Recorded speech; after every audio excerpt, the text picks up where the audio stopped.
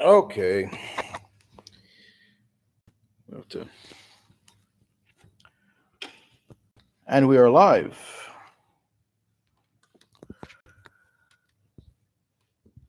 MashaAllah.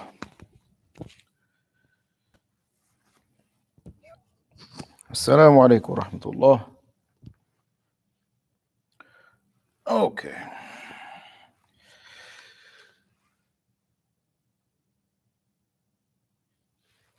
All right.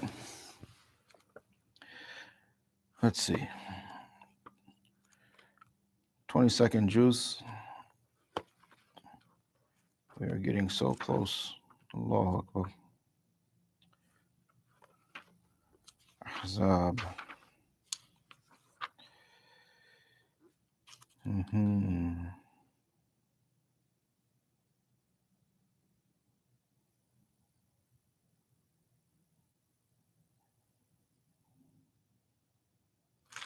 Okay.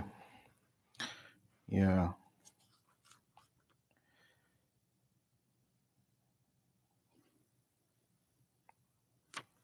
This is mashallah. So this Surah Al-Ahzab. This surah is predominantly it is a Madani surah, and it is predominantly has to do with the persona of Nabi sallallahu alaihi wasallam. So the who he is, and then also the importance is emphasized in following Nabi sallallahu alaihi wasallam, and then also how it is haram to do anything that harms him in any way. And so it's incumbent upon the believers to have a high level of respect and reverence for Nabi sallallahu alaihi wasallam, understand his status and position, and also don't do anything now that is going to cause him harm or even any an inconvenience in any way. So here, there's so much we could cover. Bismillahir Rahmanir Rahim. Allah subhanahu wa ta'ala says, this is ayah number 36. Bismillahir Rahmanir Rahim. وَمَا كَانَ لِلْمُؤْمِنِ وما كان لمؤمن ولا مؤمنة إذا قضى الله ورسوله أمرا أن يكون لهم الخيرة من أمرهم ومن يعص الله ورسوله فقد ضل ضلالا مبينا. So here, so it is not for the believing men and the believing women when Allah subhanahu wa ta'ala and his messenger have ruled. There's the qada, a ruling has been made regarding a situation. أن يكون لهم الخيرة من أمرهم. So once that has happened, the khiyar means you have a choice. The once the matter has been decided by Allah and His Rasul sallallahu alaihi wasallam, there is no more room anymore for speculation. There is no more room anymore for doubt, even. There is no room anymore for another option. This is it. If there's options that are given within, if we broaden it and we say that if there's options within the Sharia, that's fine. But again, once something is decided by Allah and His Rasul sallallahu alaihi wasallam, that is it. وَمَنْ يَعْصِ اللَّهَ وَرَسُولُهُ فَقَدْ ضَلَّ ضَلَالًا مُبِينًا.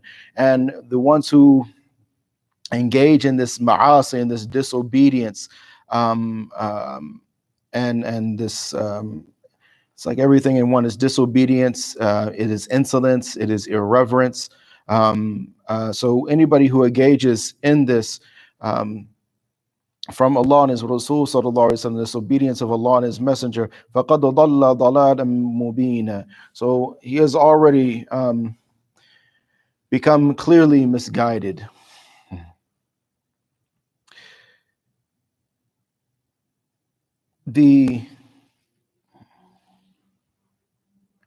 Very careful. We are living in the Wild West, and outside of this, outside of the U.S., when you go to other Muslim lands and Muslim countries, even those that we do understand and we accept the fact that do we have an ideal Muslim ruler in any quote unquote Muslim, predominantly Muslim populated country? And the answer is no.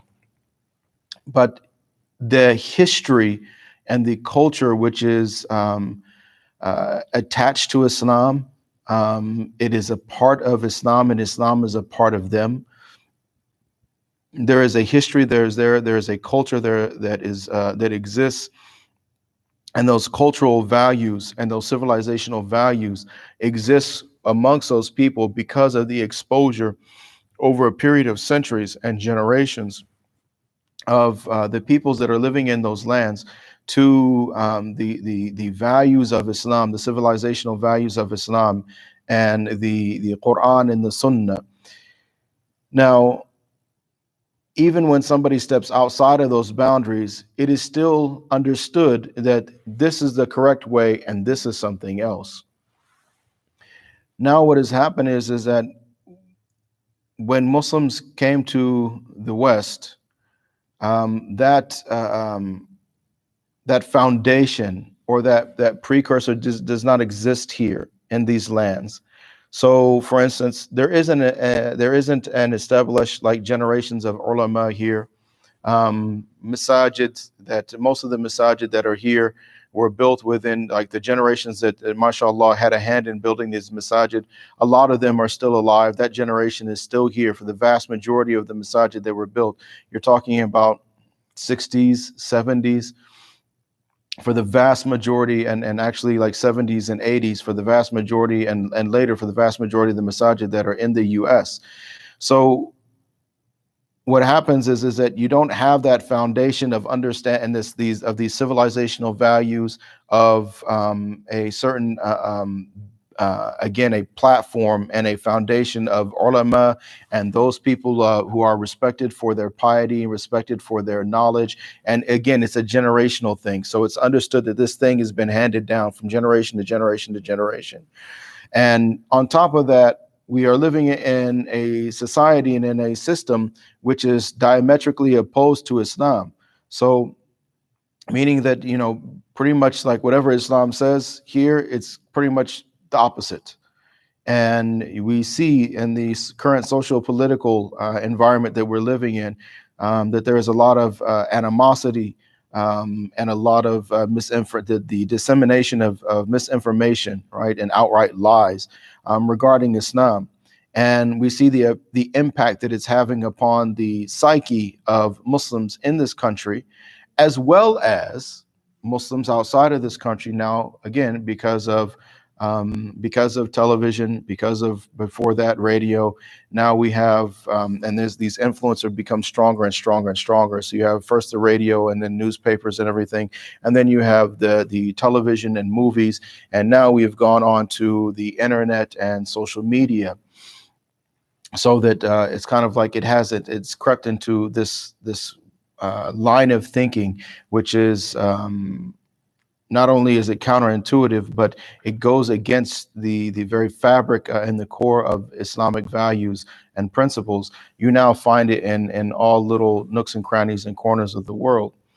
So what happens is that now, as you and I, all of that to say this, so now as you and I are here, and Muslims have now moved to the West with a variety of intentions, for a variety, with a variety of histories coming back from certain families and cultures, and et cetera, so on and so forth, that lack of a sheriff, so to speak, and this is what we were speaking about last night after we got done, there's no sheriff in town.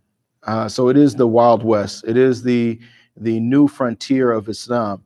And there isn't a pre-understanding here in this country about how Islam is going to exist in this country and what the culture of Islam is going to look like within the context of the United States or wherever in the West. But here, again, let's talk about us, specifically here in the US. And this is where all the difficulties begin, because with the lack of knowledge, people are bringing their own histories and their own baggage. So they come here, and then there's an affinity. There's already this this natural inclination towards all things Western. And this is psychologically, this is just part of like the quote unquote, the dominant power you'll find that those who are being dominated, that they will adapt to try to mimic the dominating power. So they kind of like look up to them and want to be like them. So they start adopting culture, mannerisms, etc., so on and so forth. Systems, aspects of systems, because they see like this is the dominant power, these are the people in power, and I want a piece, I want a part of that. So then there's that impact as well. So what happens is now Muslims are here, and the understanding of what Islam is and is not is becoming more and more blurred year after year after year. And as now that first generation now moves on to the second, into the third, and even the fourth, the level of education and understanding of deen is diminishing with each generation, and that erosion is leading to, again, in this Wild West, Muslims who understand that I am labeled as a Muslim, but they have their own personal agendas, and they have their own personal understandings of how they see Islam, their own perception of Islam. And some, even to the extent some see Islam just strictly as a vehicle for social activism, for instance. Some people see it as about nationalism. Some people see it as about race and culture. Some, regardless, these days now you have even whole other issues that are coming. But some are using it again as a political vehicle, etc., so on and so forth. And now what Islam says, that is either A, it is not known, or it is known and is being disregarded. What the ayah is saying is that once Islam was finished and Allah subhanahu wa ta'ala and His Rasul sallallahu alaihi wasallam, once it has been decided what Islam is, and Allah subhanahu wa ta'ala now during Hajjatul Wida, and the ayah was revealed, and Yawma akmaltu, we did this ayah, and Yawma akmaltu lakum dinakum wa atmamtu alaykum ni'mati. So it's perfect and it's complete. It's done. So when something is perfect and it's complete, meaning if you add anything to it, that addition is now an imperfection. If you take something away from it, that deduction, right, that reduction in it becomes a deficiency. So once something is perfect, meaning you can't add, you can't take away, because adding or taking away now is going to cause that perfection to be blemished. It is going to be a detraction from that perfection. And when here the ayah is very clear, وَمَا كَانَ لِلْمُؤْمِنٍ وَلَا مُؤْمِنَةٍ إِذَا قَضَى اللَّهُ وَرَسُولُهُ أَمْرًا أَنْ يَكُونَ لَهُمُ الْخِيَرَةُ مِنْ أَمْرِهِمْ. It's done deal. You have no choice now. And again, because of the what's constantly being like the psyche has been bombarded with this whole notion that I should have like freedom of this, freedom of choice, and freedom of speech, and freedom to say this, and freedom to do this. And we don't argue with that in Islam. You do have the freedom. Each and every one of us have this ikhtiyar. We do have a choice.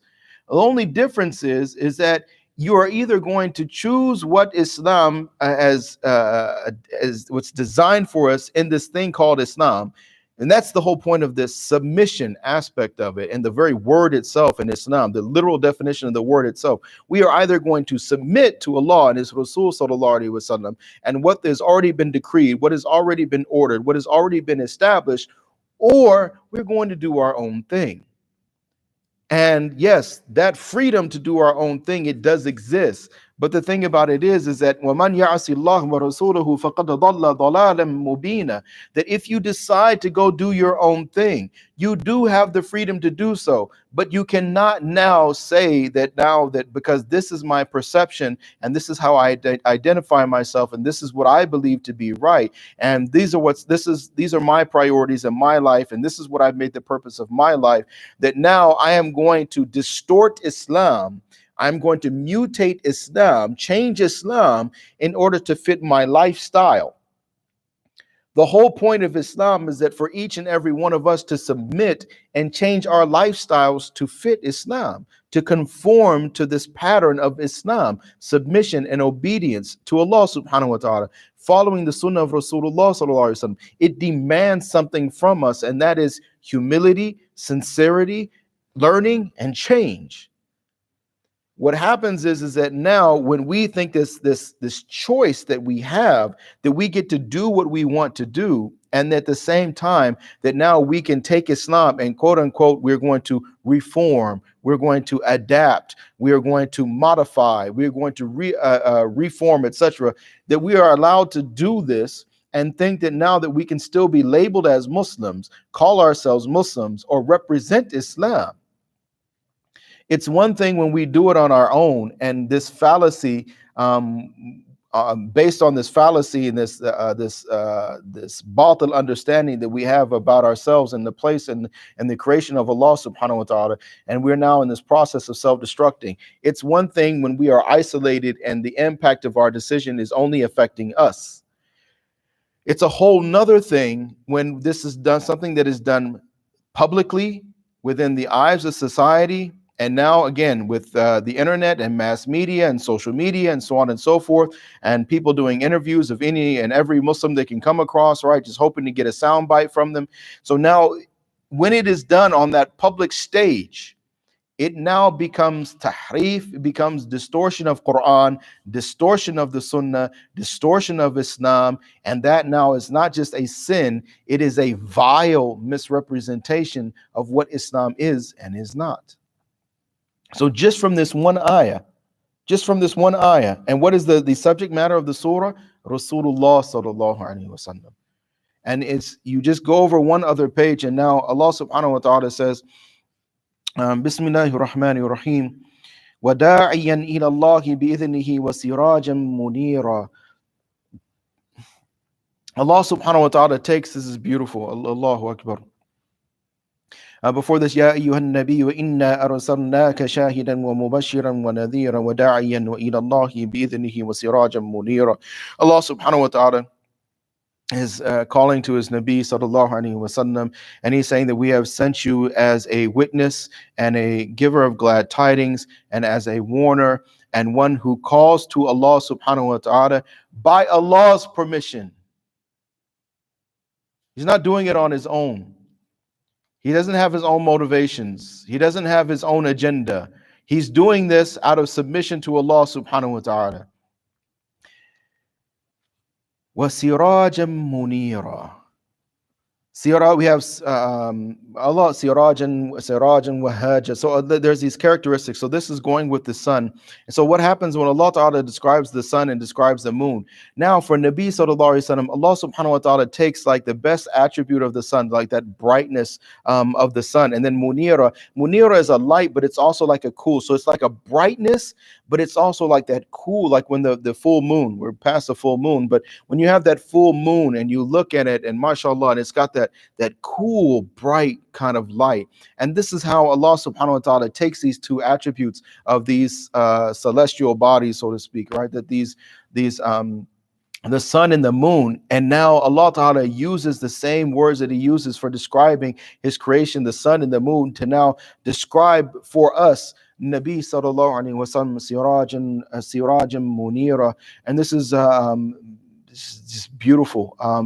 This is one of the my personal favorites as far as the description of Nabi sallallahu alaihi wasallam. It's so it's just like, it's phenomenal. The way Allah subhanahu wa ta'ala describes Nabi sallallahu alaihi wasallam. You and I, regardless of whatever is going on in the world around us and what we're seeing, with happening to the Ummah of Muhammad sallallahu alaihi wasallam. If you are here in the beginning, you remember that I said that the surah has to do with Nabi sallallahu alaihi wasallam. But what does it have to do with? It has to do with now the level of respect and reverence we are obligated to commit to our beloved Nabi Muhammad sallallahu alaihi wasallam, and following him, and then also by doing anything that would cause him harm. That this is haram. It is haram. When we say haram, that is a very specific legal term, meaning that this is something now that it becomes, if you engage in it, it is a major sin. You eat pork, it's haram. You do it, it's a major sin. You commit zina, it's haram. If you do it, it's a major sin. If you backbite, it's haram. If you do it, it's a major sin. It's not something that can be taken lightly. So here, Rasulullah sallallahu alaihi wasallam, because we are in the last 10 days of Ramadan, and we are actively searching for Laylatul Qadr, and we are trying to get the most out of the remainder of this month of Ramadan. And there's so much emphasis, alhamdulillah, on this Quran. We're reading so much Quran, we're making salat, and all of this that we are doing, it is it has come through this fountain of Nabi sallallahu alaihi wasallam. Without him, that he is the chosen source for everything that you and I are doing and everything that you and I are taking benefit from right now. Every last bit of it, every last shred or aspect of Islam that you and I know and understand, it is now coming through this most magnificent fountain of knowledge and wisdom and understanding and compassion and mercy, rahmatun lil alameen, from Allah subhanahu wa ta'ala.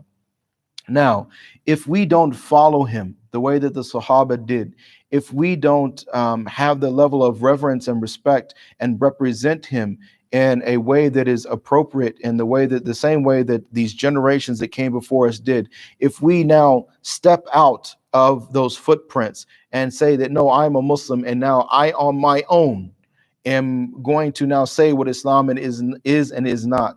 I on my own am going to have my own perception of Islam. I on my own am going to now go in front of the people and say that yes, that my understanding of Islam is the correct understanding of Islam. And we now become a means of misguidance of people.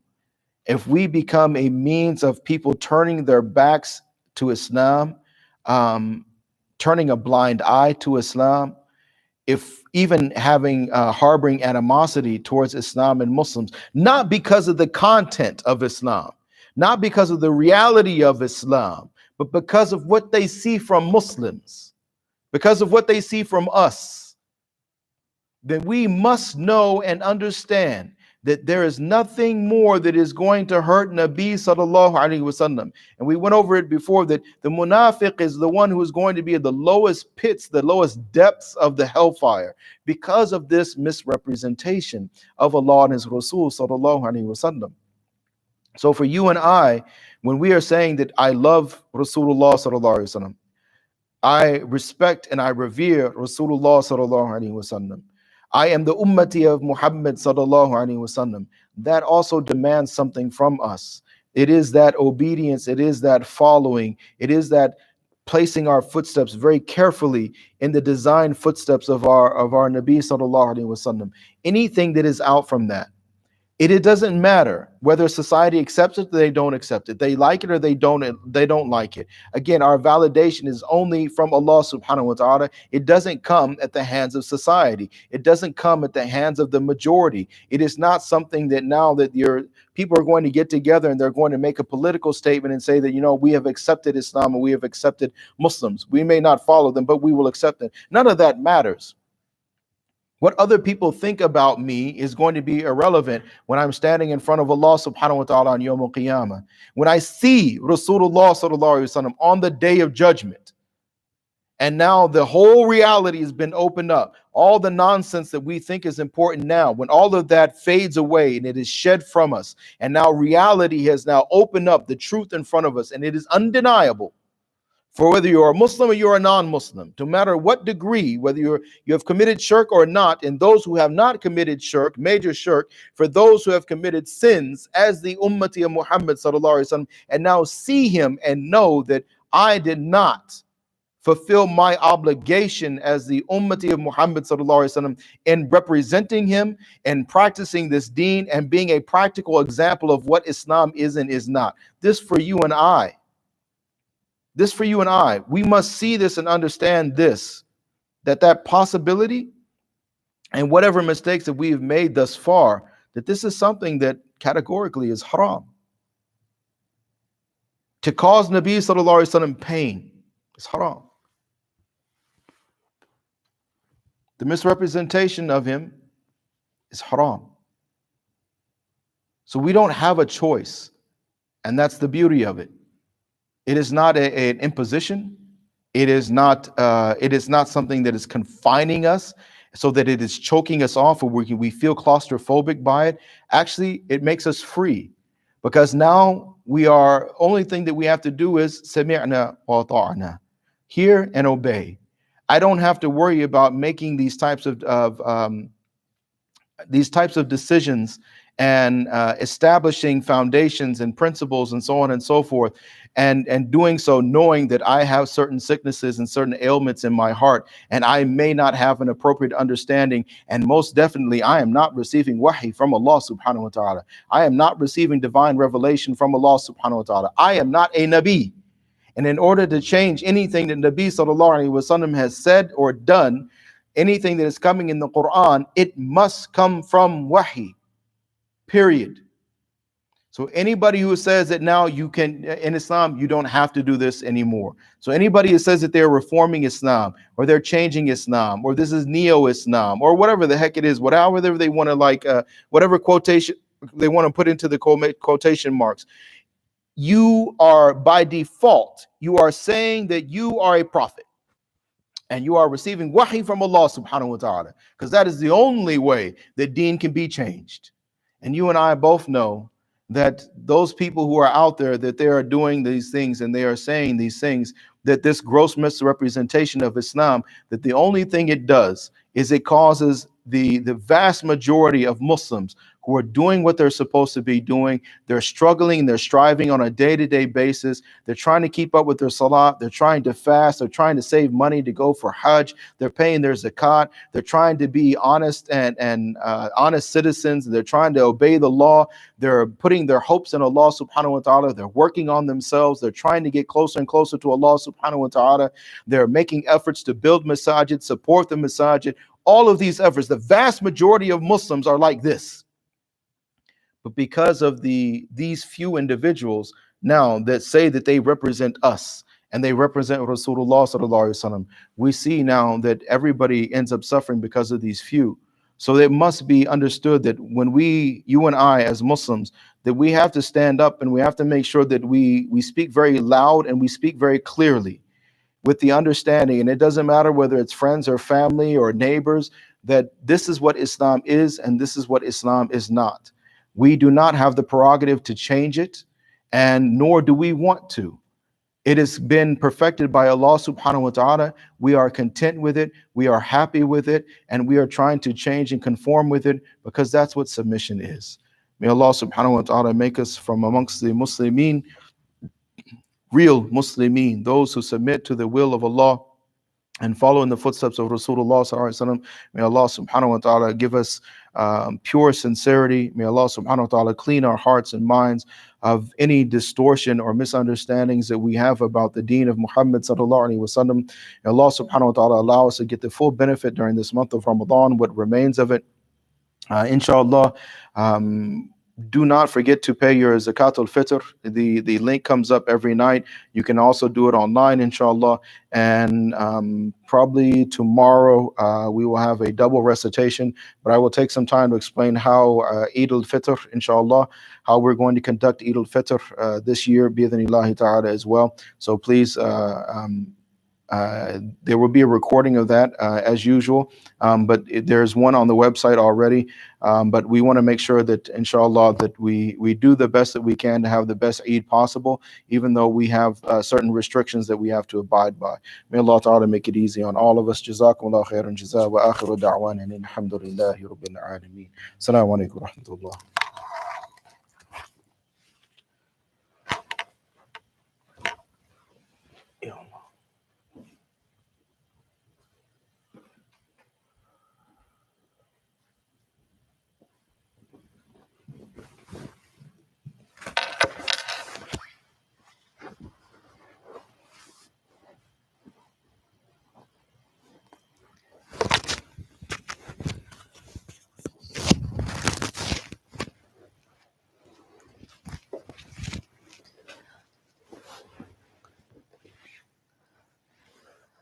Assalamu alaikum. Inshallah, today we're going to read from the 22nd juz. I'll be starting the first quarter, inshallah. أعوذ بالله من الشيطان الرجيم بسم الله الرحمن الرحيم.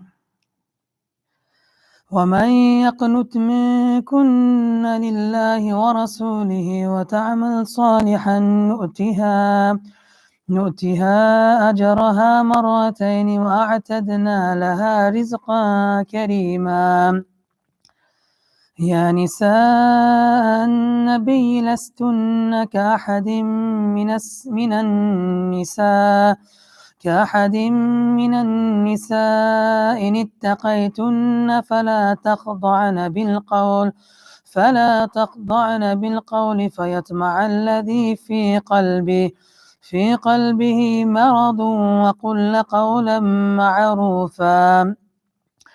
فقرن في بيوتكن ولا تبرجن تبرج الجاهلية الأولى وأقمنا الصلاة وآتينا الزكاة وأطعنا الله ورسوله إنما يريد الله ليذهب عنكم الرجس أهل البيت ويطهركم تطهيرا. واذكرن ما يتلى في بيوتكن من آيات الله والحكمة إن الله كان لطيفا خبيرا. إن المسلمين والمسلمات والمؤمنين والمؤمنات والقانتات والصادقين والصادقات والصابرين والصابرات والخاشعين والخاشعات والمتصدقين والمتصدقات والصائمين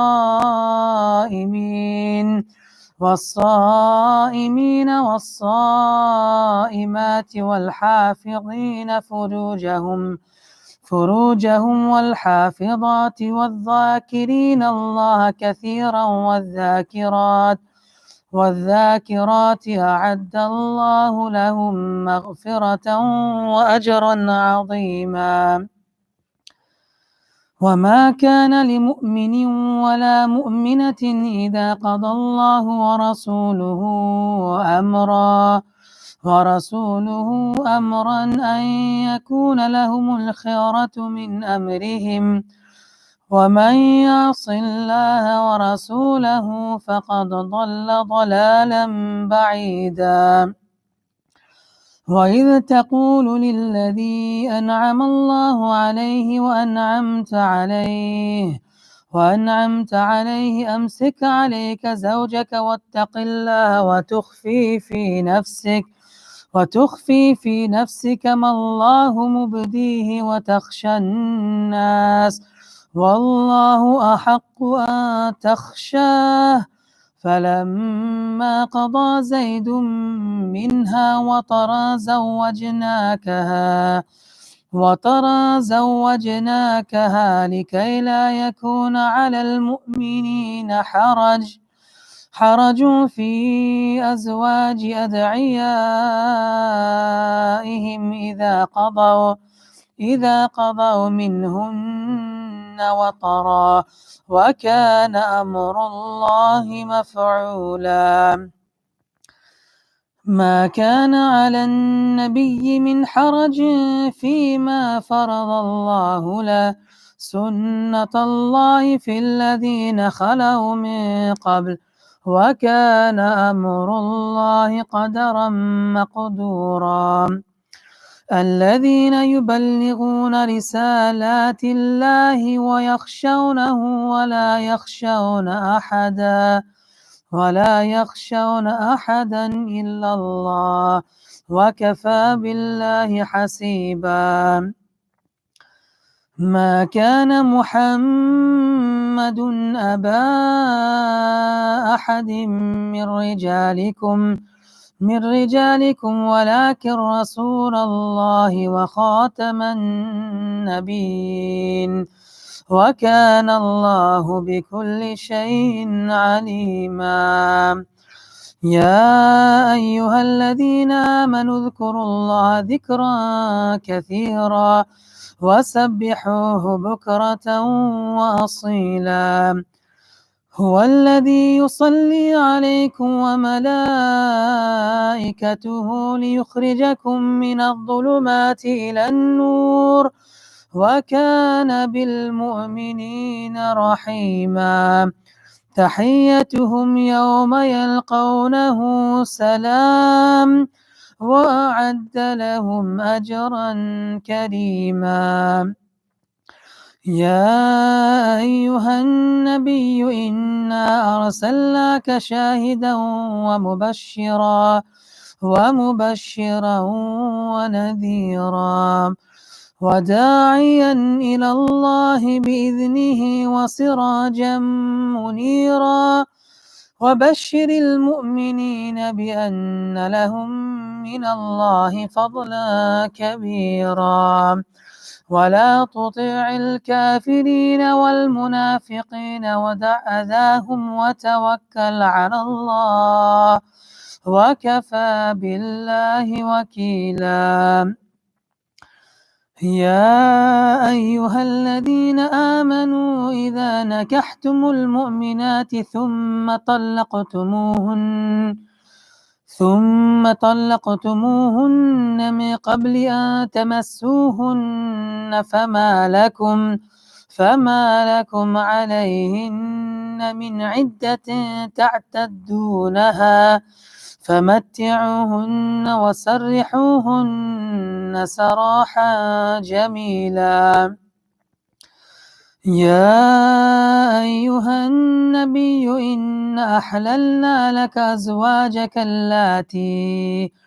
أزواجك اللاتي آتيت أجورهن وما ملكت يمينك مما أفاء الله عليك وبنات عمك وبنات عماتك وبنات خالك وبنات خالاتك اللاتي هاجرن معك وامرأة مؤمنة إن وهبت نفسها للنبي إن أراد النبي أن يستنكحها خالصة لك من دون المؤمنين.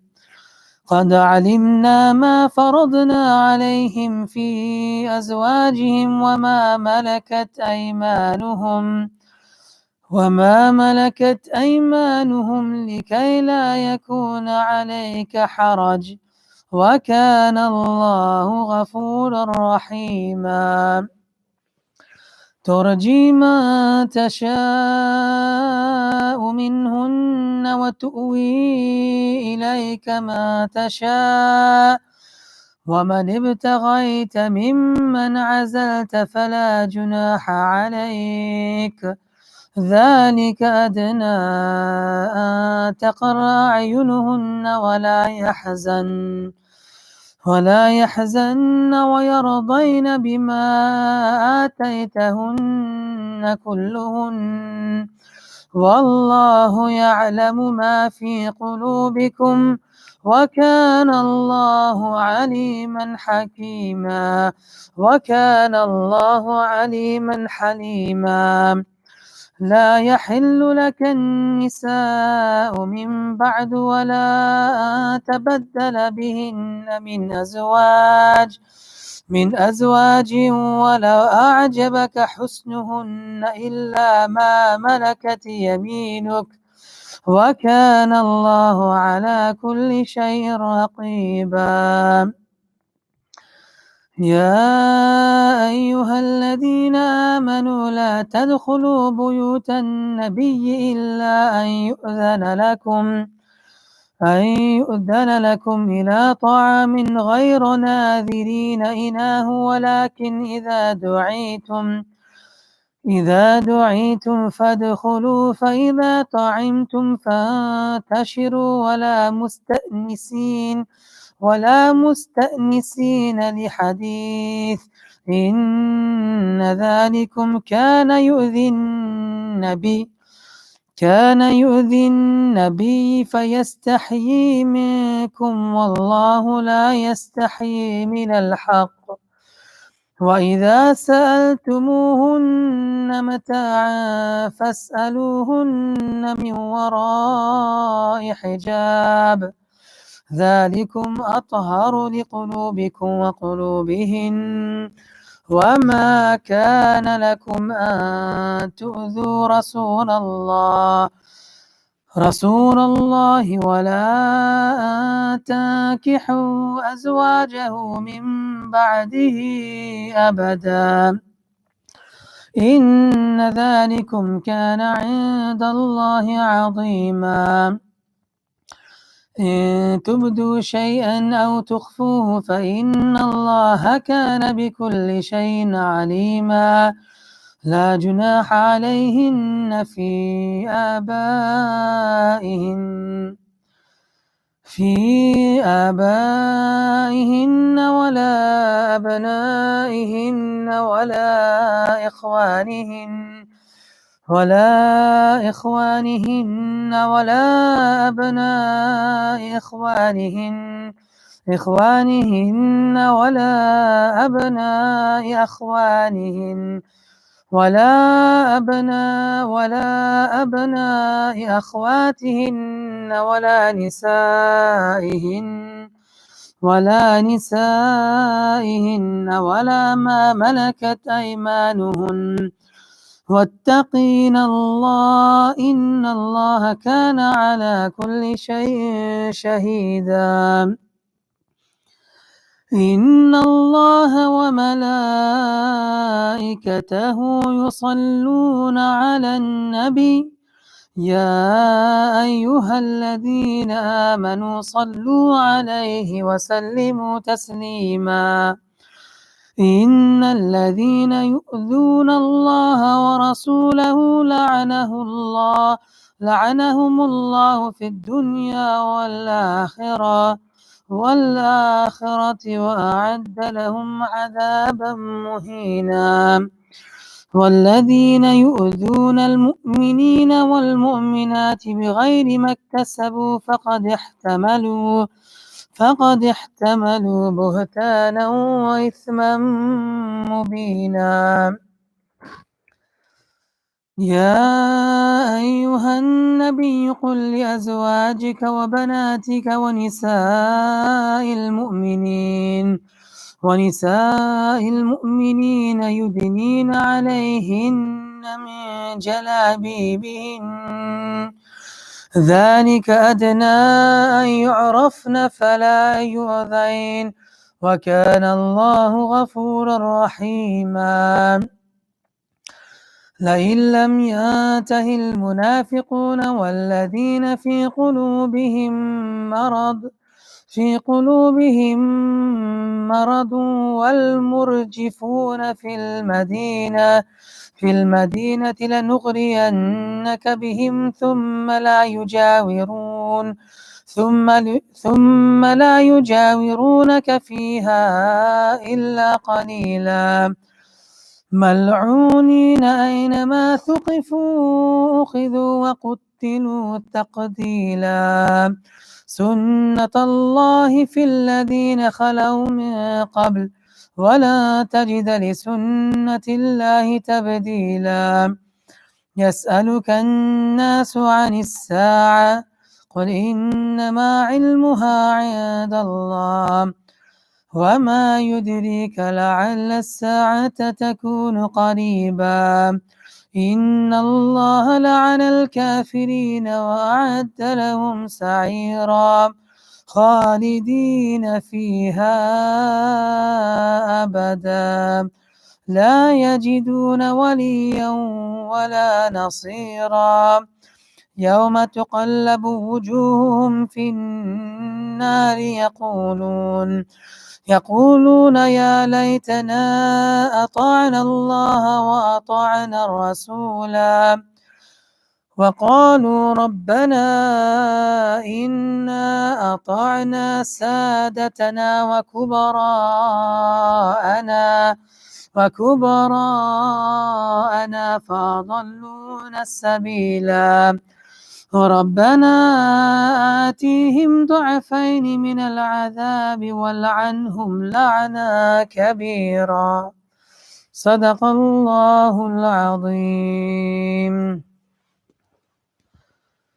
بسم الله والصلاة والسلام على سيدنا محمد وصحبه أجمعين. ربنا آتنا في الدنيا حسنة وفي الآخرة حسنة وقنا عذاب النار. ربنا لا تزغ قلوبنا بعد إذ هديتنا وهب لنا من لدنك رحمة إنك أنت الوهاب. ظلمنا أنفسنا وإن لم تغفر لنا وترحمنا لنكن من الخاسرين. ربنا اغفر لي ولوالدي وللمؤمنين يوم يقوم الحساب. اللهم صل على محمد وعلى آله ألف مرة. سبحان ربك رب العزة عما يصفون.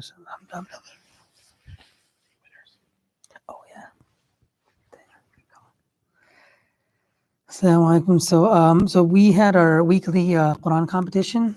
So I will go ahead and announce the winners for this week. So for the sisters category, the 7 and under group, Ayana Riaz is the winner. For the 8 to 10 group, Hassana Mohiddin is the winner.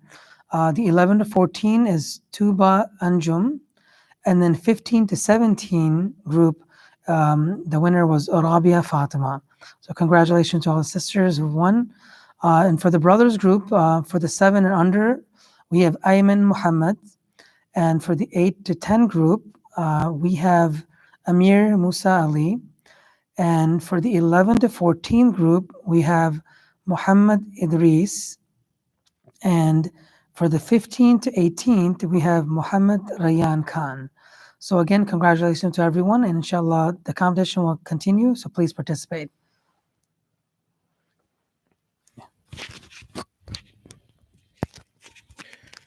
We humbly request everybody to please join us, inshallah, tomorrow at 1 p.m. So Saturday, the 16th at 1 p.m. Mulana Ihtiram al-Haq al-Thanwi is going to be the guest speaker for the bayan for Mashul Huda's fundraiser during this month of Ramadan. We ask that you please come join us. You can go to mashulhuda.org. There will be a link on the main page. There's also a link on the Ramadan page.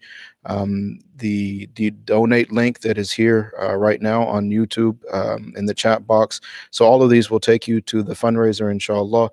We just humbly request you to come support Mashul Huda, support all the activities, the programs and the services, so that we can continue moving forward even during these difficult times. Jazakumullah khairan jaza wa akhiru da'wan.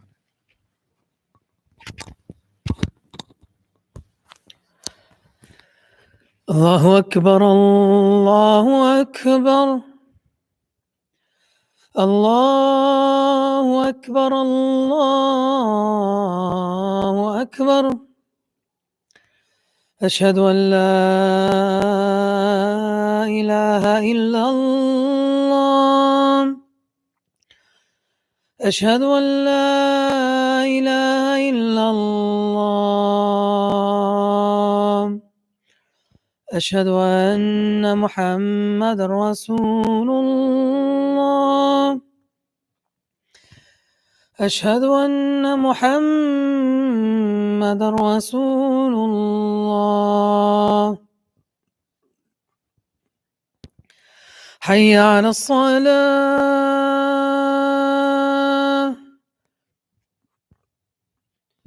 حي على الصلاة. حي على الفلاح. حي على الفلاح.